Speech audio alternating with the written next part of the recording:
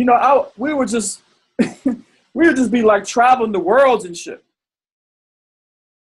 We would go back in time because we heard about lessons that Ra for Men would teach the old school priesthood, right? Because the old school priesthood was real hardcore. So we talk about Osiris Set back in the 70s and 80s, it was like hardcore.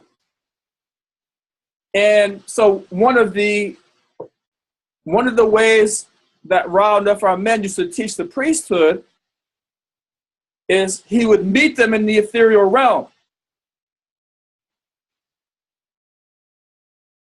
And not necessarily with their consciousness. Because again, it gets so deep. So what he would do is he would bring the priesthood to certain realms and teach them and seed them and plant them and show them things.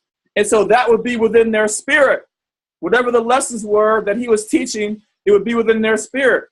And when they would wake up over the course of that day, the next few days and weeks, etc., those lessons would be embedded in their subconscious, in their spirit. Right? So, so like my thing was, I was like, I want to see what those lessons are. So we would travel back in time and try to invade those lessons and like listen into what he was doing. I was able to do it one time where I saw him. He wasn't, see again, it's the ethereal realm, so it's not the same. So he wasn't talking and lecturing and writing on the board. He was doing some kind of these like, you know, these movements. And then the students were lined up and they really weren't conscious like that. You could tell that they weren't awake. And he was doing that. And so I got a glimpse of that. Well, one of the brothers in the brotherhood, his name was Hashem Sada. He changed his name. I forget what he changed his name to.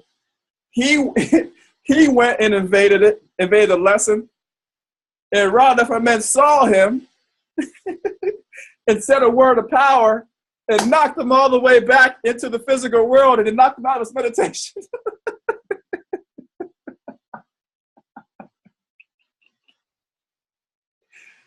Oh my God, hilarious. And so that was the last time we ever tried to do that shit again. This crazy shit. I mean, knocked him out of his meditation. He might have fallen out of his chair. I forget what happened. But he said some kind of word of power. Ra for Men did, and like chanted at him and like boom, and just knocked. He said, well, oh. And just flew back into his body and woke the fuck up. Good stuff. So, yeah, that's sexual alchemy. The only way I can, not the only way, but a way to travel like that is to use sex, use sexual energy.